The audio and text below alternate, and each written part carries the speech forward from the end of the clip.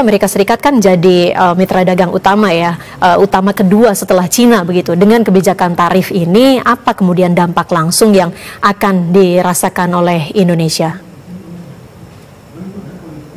Ya, pertama kita harus memahami terlebih dahulu ya, apa sih tarif resiprokal itu, dan kemudian baru kita melihat kemungkinan dampak-dampaknya. Jadi kalau menurut hitungan subjektif dari Trump ya, jadi kan ada satu tabel itu yang menurut Trump adalah ini adalah negara-negara ya yang memberikan tarif dan juga trade barriers plus currency manipulation yang sangat hurting the US economy. Dan untuk Indonesia itu 64% ya. Hitungannya dari mana? Hitungannya adalah pertama ya, kita melihat defisitnya berapa. Ya, defisit US Indonesia itu 18 billion US dollar. Nah, kemudian dari formula yang disampaikan oleh USTR yang saya baca dokumennya, itu kemudian kita juga melihat data impor US dari Indonesia, yang mana itu 28 billion US dollar. Memang di situ ada koefisien pengali yang disebut sebagai price elasticity of import, dan juga ada pass-through effect yang juga merupakan bagian dari koefisien yang kalau dikalikan 4 dikali 0,25 jadi 1, sehingga seakan-akan kita membagi antara defisit dibagi dengan impornya. Ya sederhananya gitu ya, defisit dibagi di impornya. Berarti 18 billion US dollar dibagi dengan 28 billion US dollar jadi 0,64 dikali 100% jadi 64%. Itulah dasar perhitungan subjektif dari Amerika Serikat. Saya PhD saya bidang international economics, Mbak Maya. Saya belum pernah melihat hitungan seperti ini terus terang. Tapi ini sudah beyond objectivity, ini sudah masuk subjektivitas. Ya udah kita terima aja, kita telan mentah-mentah. Nah, 64% itu kemudian Trump juga menyampaikan begini, kita baik loh, kita kasih diskon. Jadi bukan 64% kita dapatnya, tapi 32%, setengahnya. Dan itu semua kejadian ya.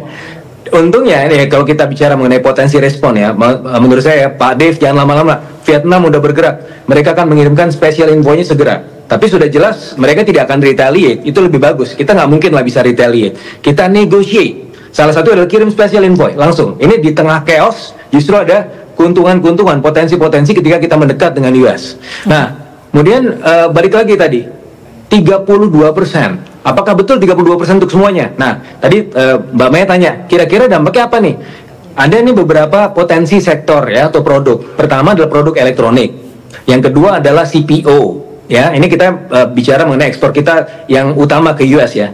Terus kemudian ada karet, ada tekstil dan produk tekstil, ada alas kaki, ya, ada furniture. Nah, ini semua adalah yang sektor padat karya nih.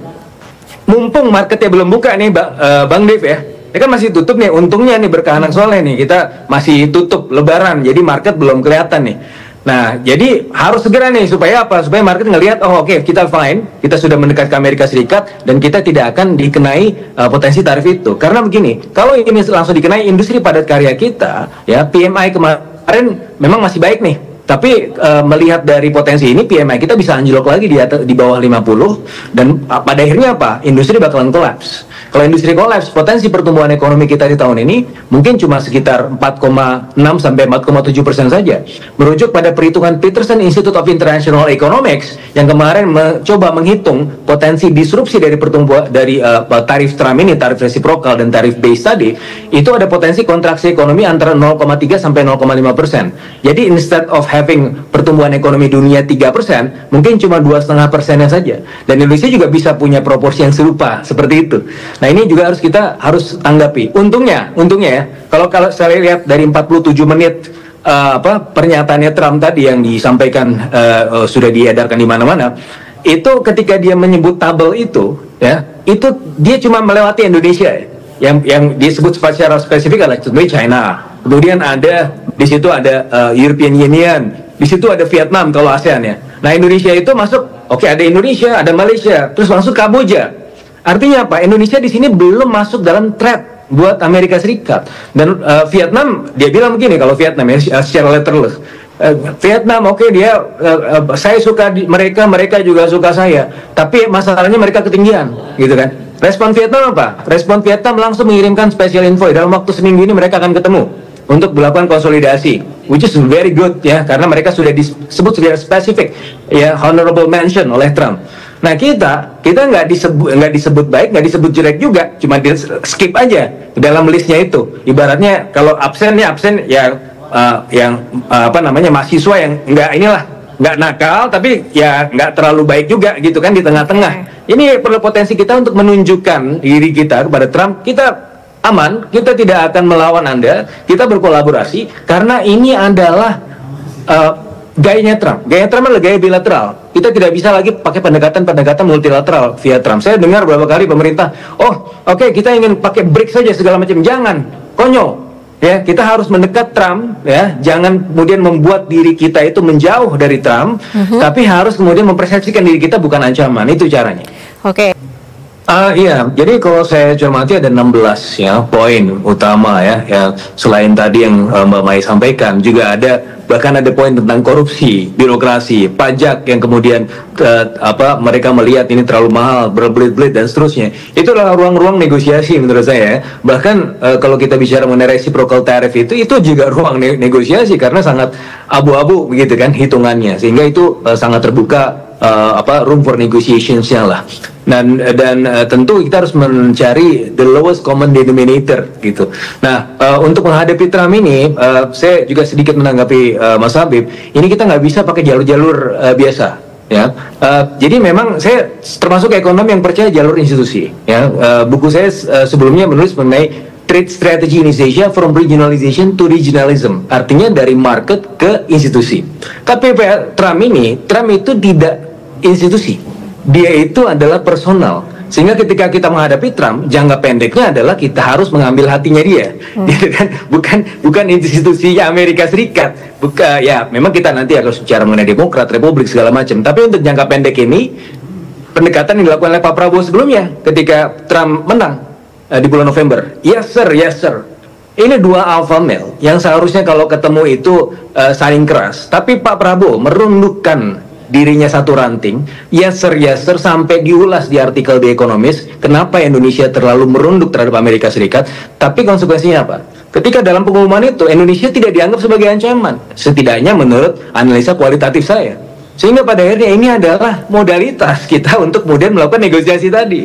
Dan saya agak kurang sepakat dengan Pak Dev bahwa Dubes ini biar nanti saja gitu kan. Dubes ini adalah penting sekali.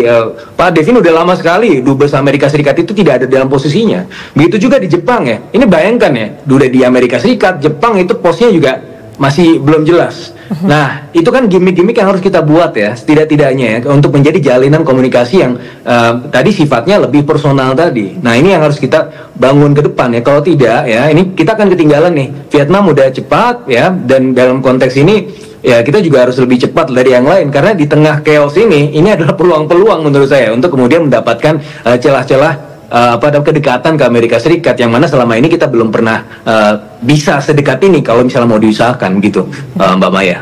Terhadap perekonomian ataupun perdagangan dalam negeri. Lalu secara global ini akan seperti apa dampak dari kebijakan Trump? Ya, dampak dari kebijakan Trump itu pasti yang pertama ada peningkatan ongkos produksi global.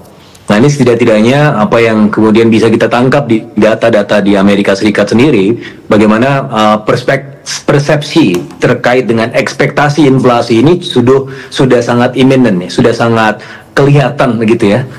Dan oleh karenanya ada potensi untuk Amerika Serikat sendiri, ada potensi stagflasi, yaitu pertumbuhan ekonomi yang mandek di satu sisi ya, sebagaimana juga forecast dari FOMC meeting kemarin yang memang ada potensi pelambatan ekonomi Amerika Serikat, tapi di sisi yang lain ada kenaikan inflasi dari sisi ongkos produksi, dan ini juga tidak hanya di Amerika Serikat, pasti akan secara global.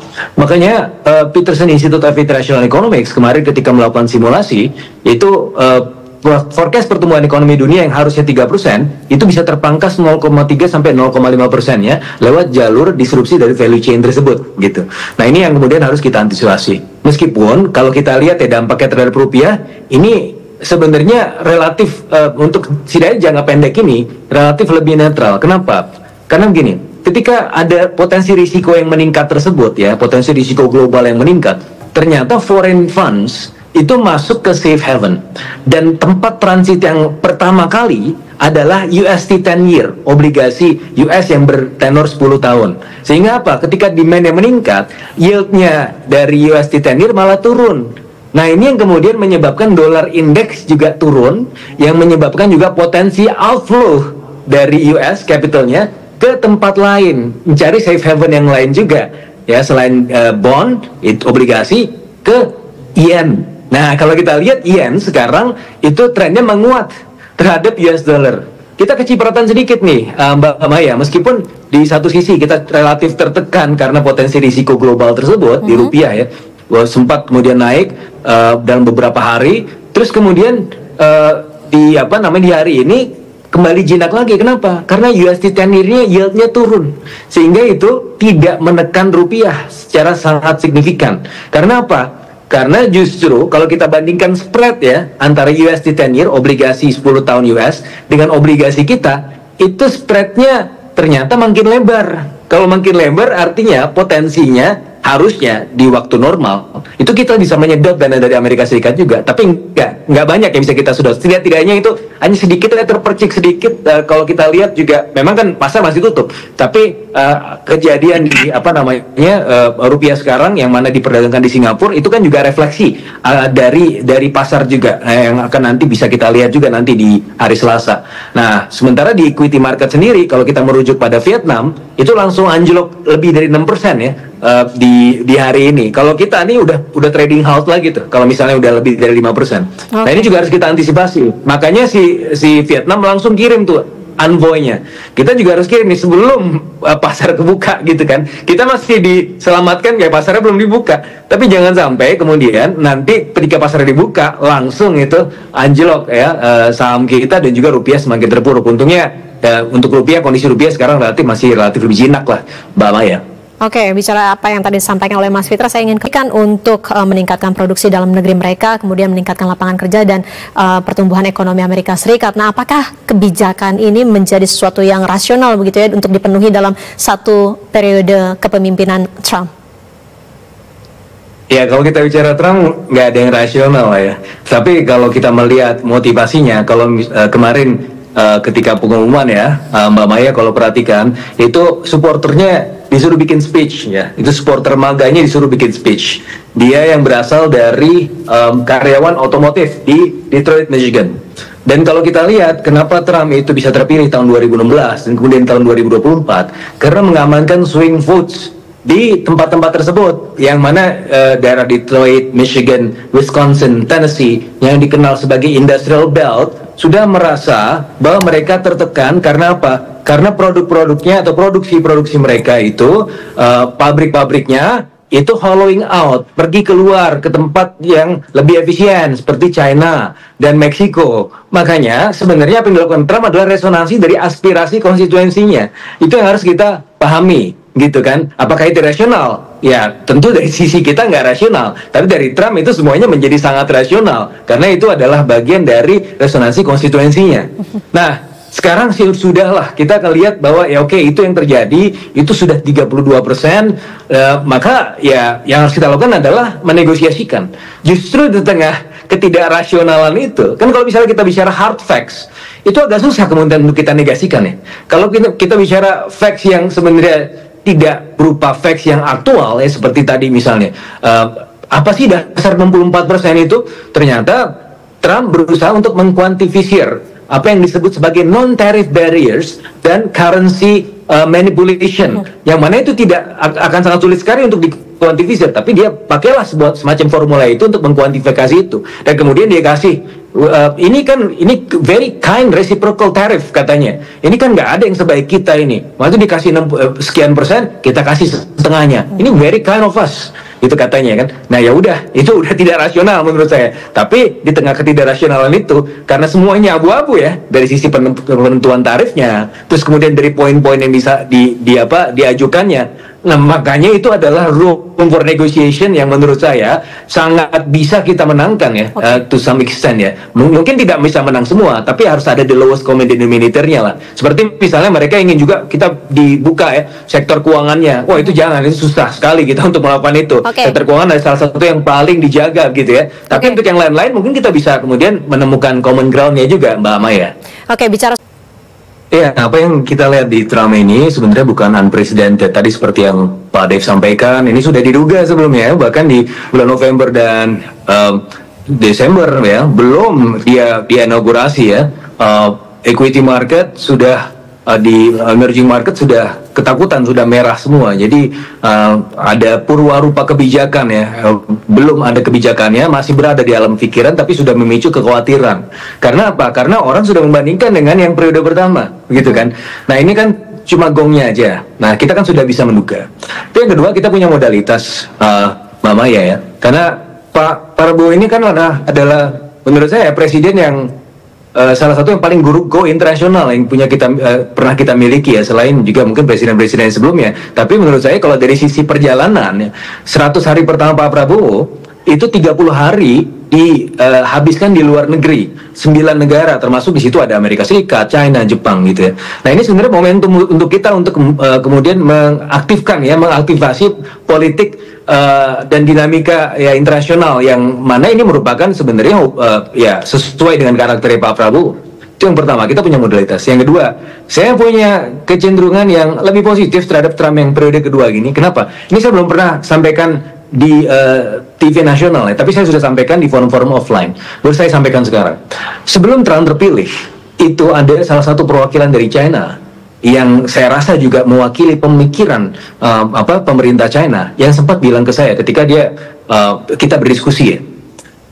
Dia bilang, ketika saya tanya, Anda lebih suka Biden apa Trump? Waktu itu belum muncul Kamala Harris. Tapi dia bilang gini, saya lebih suka dengan Trump. Kenapa? Karena kan saya bingung, saya tanya, kenapa Anda suka Trump? Kenapa? Bukan suka ya, kenapa Anda lebih milih? Dia kan dari antara dua, pilih yang mana nih? Saya pilih Trump. Kalau saya boleh milih, saya pilih Trump. Kenapa? Karena saya sudah tahu dia akan melakukan apa, dan kita sudah tahu penangkalnya seperti apa, gitu.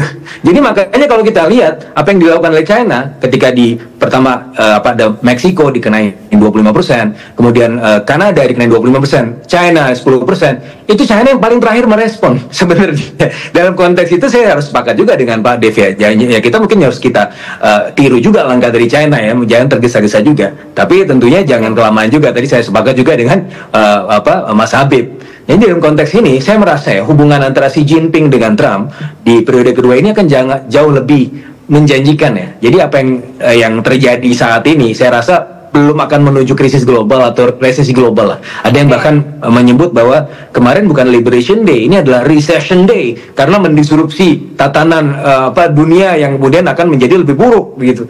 Tapi saya lebih percaya bahwa ya ini ya Liberation Day ini akan menuju the new world order yang menurut saya akan lebih imbang dan dinamis gitu ya, ketimbang sebelumnya gitu.